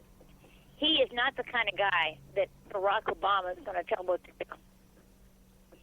It's as simple as that. And he has previous dealings with the Clintons, too, right, where he claimed that they weren't forthcoming with evidence. They were trying to hide stuff. He has. Yeah. Yeah. Okay. He knows. I mean, he had a role in Whitewater. Okay. Yeah, right. It was Whitewater. He knows exactly what they are and what they're up to, and you know, and what they've gotten away with. And, you know, I think he's got just a little bit of a personal vendetta going there, which wouldn't bother me in the slightest. I wish. You know, we got to see some justice in all this. You know, when I you know, it's got to be. There's got to be. I agree. There's just got to be. I just can't imagine people voting for this woman for president. I can't imagine any woman who would vote for this. Any person. I'm sorry. I can't imagine anybody voting for this woman. And those who do, and like I said, those people that you can't reason with whatsoever, they just are going to vote for her. That's all. It's just that simple. You can't talk to them. You can't reason with them. But I think this whole thing in Orlando, I think it has changed the whole picture dramatically. How so? I think, well, I don't know if you saw the president's press conference today after meeting with the Security Council. It was a joke. It was insulting. I think because she's following the party line, she's lost the gay vote, as well she should. I mean, she's taken. We haven't even gotten into. You and I have not even gotten into the 15-month investigation by Charles Ortel. I think you've spoken with him. Oh yeah. Oh he's a great guy. Yeah. Well, what a lot of people don't know is I've been working with Charles for 16 months on that. Oh really? Oh really? Mm-hmm. Charles Ortel is the guy who's investigating the Clinton Foundation and a lot of people. He's a brilliant New York financial analyst. Yeah, he knows what he's doing. He's the real deal. He's apolitical. He doesn't, he's brilliant. He retired when he was 42. He was a single father. He's not looking for money. He's not looking for a book deal. He's doing this for one reason. He's done this deep dive. I mean, he has found $100 billion plus worth of fraud in the Clinton Foundation. And people are starting to pay attention. It's taken a while, but people have started to pay attention. And Jake Tapper has interviewed him, and it's going to get to the point where mainstream media is not going to be able to ignore it anymore. And I think, she's taking money from all of these countries where women are treated like dogs, and gay people, men, are blindfolded and thrown off of the tops of buildings. And she's taking money from these people. I mean, she's talking out of both sides of her mouth. I mean, she's the biggest hypocrite I've ever met in my entire life. And people are going to see through that. I mean, there's a story out today. I just put it on my website. I mean, 20% of her campaign is being funded by Saudi Arabia. Well, you know what that is? Illegal. We just had Alice Backer on the show as well, and she's done this investigation of the Clintons' activity in Haiti, and they have robbed that country. They've robbed the country blind. We could spend another 2 hours on this. I mean, you've had Charles on the show. Haven't you had Charles on the show? Yeah. I mean, they put Clinton, the head of the Haiti fund, which was never registered as a charity. And they bring in $14 billion worth of donations, and $13 billion has gone missing. And the country, they're still living in squalor. And Tony Rodham made millions of dollars in a deal over there for doing nothing. That's Clinton's brother. Got a gold mine. Yeah, and now they're dealing with cholera. And wait till you hear. I mean, I just can tell you briefly, and it'll all come out. Clinton teamed up with one of the biggest fraudsters in India, and he got caught. He just went to jail and has just gotten out. And they bribed one of the pharmaceutical companies over there called Ranbaxy, and they, honest to God, they go around, the Clintons and Chelsea go around talking about all their good works of what they're doing for HIV/AIDS in Africa. They bribed this pharmaceutical company. They're sending adulterated, watered-down drugs to these poor people in Africa who have HIV/AIDS, and they think they're going to get better, and they're dying. Yeah, Mr. Ortel told us all about that. Yeah. Yeah. These are the stories that need to get out. Yeah, I know, but they don't. And if you notice, I mean, the story of Charles' investigation is starting to get legs here, as they say in the business. And you have not heard one response from the Clinton Foundation.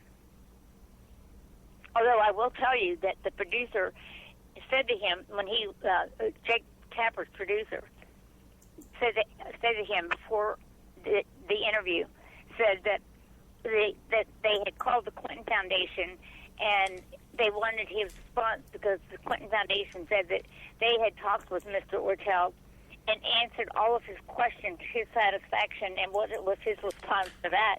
And he said, that's a complete lie. He said, I've never talked to anybody at the Clinton Foundation. Yeah, they said they would cooperate with investigations like this. I mean, he took on GE and found they eventually got fined $900 billion for the fraud that they had committed. And when he gets into these things, he never contacts his targets. Why would he do that? He's never gone anywhere near them. He's never picked up he never tried to contact them whatsoever. And they told Jack Tapper's producer that they had answered all of his questions to his satisfaction. I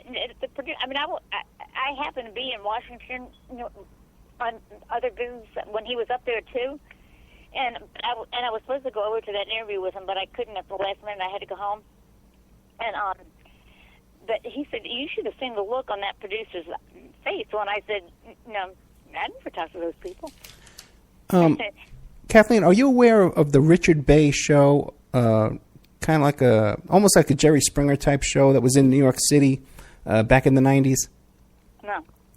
Richard Bay, it was a very popular show. It was a very high-rated show. And he had Jennifer Flowers on his show as a guest. And the show was canceled the next day. And Richard Bay, to this day, claims it was due to the Clintons' pressure on the station. Wouldn't surprise me. Wouldn't surprise me either. So you never heard anything about that, huh? No. Okay. Never heard of the show. It was a fun show. It was a silly little show. But he did this one serious. He did a couple little serious topics, and this was one of them. Let me ask you a question. Now, is there anything I've forgotten to ask you that you really think is important that people should know about? No, I think the important thing is that, the mainstream media, and I'll say this as quickly as I can, because afterwards I wrote a letter to Chris Cuomo, an open letter to Chris Cuomo. About 2 weeks ago, or shortly after Trump had pretty much gotten the nomination, secured the nomination, Chris Cuomo had him on his show on a Monday morning. And he went through the perfunctory thanks for being on the show. And he started right in. Let me ask you this, Mr. Trump. With everything else that's going on in the world with terrorism and the economy and jobs and this and that, why do you choose to attack Hillary Clinton for her husband's infidelities? And typical Bill, Donald Trump said, "Well, isn't this a nice way to start an interview?" And and they really kind of got into it. And after that, I thought to because I keep hearing this, I've even heard this from people like Kirk on Fox. Why would he why does he want to bring up all of that old history about his infidelities? And that's when I wrote this article, and it's on my website. And it's an open letter to Chris Paul. This is no longer about infidelities, indiscretions, sex, girlfriends, adultery. It's not about that anymore. It's not about the details of what happened to all of us women, all of that. Everybody's heard those details. It's not about that anymore. It's about what this woman has done, this woman's advocate, okay, this advocate for children who's sending adulterated, watered-down drugs to children who have HIV, AIDS in Africa, about what one woman will do for power. That's what this is about. And that's why I'm back out here, and that's why Juanita's back out here again, and that's why Paula Jones is back out here again, and there's other women that are considering going public again that I continue to talk to, and that's what this is about. That's what this is about. It's not about his infidelities. Who cares about what happened in their marriage, okay? We're talking about a mother. And I'll end it with this. What kind of a mother, who's now a grandmother, threatens the lives of another woman's children for power? And that's exactly what she did to me. And that's when Mama Bear went in and just, decided, I think I better be telling the truth here. Kathleen Willey, thank you so much. Okay, thank you. No, thank you so much. Not just for the show. Thank you for the show, but thank you for coming back. And educating people and enlightening people on what's really going on behind the scenes here. I really, really appreciate that. Well, I'll certainly. If you can send me the tape, I'll put it on my website. I've told everybody, I've gotten a lot of followers, and I hope to get more. And just spread the word. That's all. This show will air live Friday night, and I'll get you a copy Friday night right after it airs. That would be terrific. No, listen, thank you so much. I would be most appreciative if you could do that, and I'll put it on my website. I've got a lot of followers, and they get the word out. Anything that I ask to say, especially, spread the word on this or that, and they do that, and that's how we're going to win this. Okay, great. We've got to win this election. Hey, real quick, what do you think of Bernie Sanders? Predators back into the White House. What do you think about what happened to Bernie Sanders? You think the election was totally stolen? The primary was stolen from Bernie? Yeah. Yeah, it was pretty obvious, huh? Yeah, and I think that she's going to do, if she gets that far. Yeah. Although, I'll tell you what, even if she gets indicted, I think probably Lynch might get a special prosecutor, that's nothing but a delaying tactic, and that's the kiss of death in my book. If you get a special, look what they did to poor Ken Starr, right? And they ruined that man. And he had been on the short list for a number of nominations for the Supreme Court. He had a stellar reputation, and even if she gets indicted, she won't quit the race.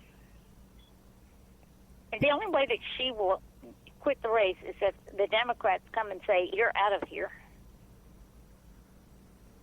And that may be the plan. I still have every reason to believe that Joe Biden is in the wings. Yeah. And I still have 100% faith in James Comey. And I always will. Okay. I really do. He's just kind of man who should be in that job, and Barack Obama is probably thinking, what in the world was I thinking when I made this guy the head of the FBI?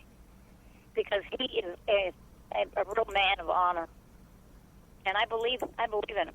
That's what I'm holding on to. Okay, so Kathleen Willey, your website is ascandaladay.com, and the book is Target, Caught in the Crosshairs of Bill and Hillary Clinton. And we'll have a link to that book up on the OppermanReport.com. Okay, great. Kathleen, thank you so much. You're welcome. I enjoyed every minute of it. Oh, yeah. I really did. Well, good. Hey, anytime you have something to say, call me up. I'll put you right on. Okay, great. I will. Thank you. Thanks so much. You have a good day, okay? Okay, bye. All right. Okay, there you had Kathleen Willey. I think it went pretty good. What do you think, guys? I think that went pretty darn good. Pretty good. Okay. We didn't really get a press release we can put out on that, but otherwise, I'm very proud of that show. Got to let the guests talk, and they tend to say things. Okay, we'll be right back after these messages. This is your host, Private Investigator Ed Opperman. And if you're enjoying the show right now, there's more. You can get more. You can go to the Ed Opperman YouTube channel, and you could subscribe there. And we have archives of all of our past shows for over the past 3 years, about 200, 300 shows. You can also go to the Opperman Report Spreaker channel, and you could follow us there. Again, a ton of shows, about 300 shows on there. And whenever we do an impromptu show, an emergency-type broadcast that we do during the week occasionally, you'll get an email notifying you of breaking news and spontaneous broadcasts that we may do during the week. You can also go to OppermanReport.com and become a member. If you become a member, you help support the free archives on Spreaker and YouTube, and you help support the free shows on Friday evening and on Saturday evening. Each of these shows, Friday evening and Saturday evening, are carried for free on 7 internet stations, okay? So you help support that, but also, too, at OppermanReport.com in the members section, we have exclusive content. Shows that are recorded during the week that are only available to members. So please check out OppermanReport.com and help support the show. The son of a Polish immigrant who grew up in a Brooklyn tenement, Bernie Sanders. He went to public schools, then college, where the work of his life began, fighting injustice and inequality, speaking truth to power. Bernie moved to Vermont, won election and praise as one of America's best mayors. In Congress, Bernie stood up for working families and for principle, opposing the Iraq War, supporting veterans. Now he's taking on Wall Street and a corrupt political system that holds up a rigged economy. Bernie's campaign is funded by over 1 million small contributions from people like you. He's fighting for living wages, equal pay, and tuition-free public colleges. Bernie Sanders. People are sick and tired of establishment politics, and they want real change. Bernie Sanders. Husband, father, grandfather. An honest leader. Building a movement with you to give us a future to believe in.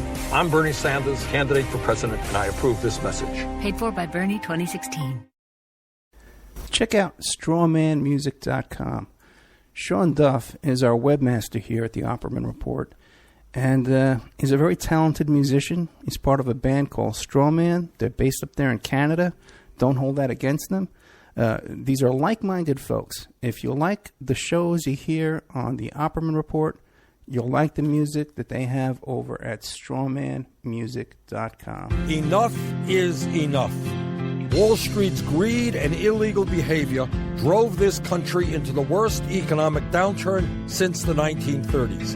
And then, after getting a huge taxpayer bailout because they were too big to fail, it turns out that 3 out of the 4 largest banks are bigger today than they were before we bailed them out. That's crazy. I'm Bernie Sanders. My plan: break up the big banks who are strangling our economy and make them pay their fair share of taxes. Then we can invest in the middle class, expand Social Security, and provide universal college education. I'll rein in Wall Street behavior so they can't crash our economy again. Will they like me? No. Will they begin to play by the rules if I'm president? You better believe it. I'm Bernie Sanders, Democratic candidate for president, and I approve this message. Paid for by Bernie 2016. You know, you can get a copy of my book, How to Succeed as a Private Investigator, if you go to my website, emailrevealer.com. Now, this is a limited edition book, okay? And you can get a signed copy of this book, and it'll be personally autographed to you or whoever you want to give the book to as a gift. Once you have my signature on that book, you can copy the signature and put it on checks and pass them all over the world. Emailrevealer.com. Get a copy of my book, How to Succeed as a Private Investigator. He's fought injustice and inequality his whole life. Bernie Sanders. As a college student, he was arrested for challenging segregated housing. Bernie marched with Dr. King and thousands of others for civil rights. In Congress, Bernie stood up for working families on health care and jobs. Now he's taking on Wall Street banks and a corrupt political system that keeps in place a rigged economy. Bernie Sanders, a reformer who believes in ending racial profiling and mass incarceration so the justice system works for everyone. Bernie Sanders. There is no president who will fight harder to end institutional racism and reform our broken criminal justice system. Bernie Sanders, an honest leader building a movement with you to give us a future to believe in. I'm Bernie Sanders, candidate for president, and I approve this message. Paid for by Bernie 2016. Okay, welcome back to the Opperman Report. I'm your host, Private Investigator Ed Opperman. Oh, boy. Hey, I tried doing that without the headphones on. I can't do it. Sounds too weird. I want to thank Kathleen Willey. Her website is scandaladay.com, and also the book is Target, Caught in the Crosshairs of Bill and Hillary Clinton. I really enjoyed that interview. I'm really proud of that interview. And sometimes you just got to let people talk. She's only supposed to do an hour, and I just let her go. You know, I didn't even tell her the commercials. If you notice, I didn't even play the commercials during the show. Okay, real quick, we need your support. You go to OppermanReport.com, become a member. $6, guys. It'll get me through this month. You know, we have had a lot of expenses this month, and I got a lot of stuff coming up, too. The whole trip to California with Hank and covering Bernie rallies. I'm going to be covering our Trump rally coming up on Saturday. I think it's on Saturday. And it seems like I'm getting my credentials back with the Trump campaign. Good news. On Saturday, we're doing a show about John Walsh and Adam Walsh and a theory that perhaps Jeffrey Dahmer was involved in the murder. Very interesting. A bunch of witnesses. So we'll see what we come up with that. At the end of this 2 hours here, don't forget to reboot. I'll be doing a live portion of the show. I don't know what I'm going to be talking about yet because today's only Monday, but I'm sure something will come up between now and then. OppermanReport.com. Become a member. You get exclusive content. If you want to advertise on the show, contact me at oppermanreport@gmail.com. If you want to make a donation, if you enjoyed the show tonight, if you enjoy the stuff we're putting out there, the work we're doing, PayPal, oppermanreport@gmail.com. Thank you all so much. Don't forget to reboot for the 1 hour after show.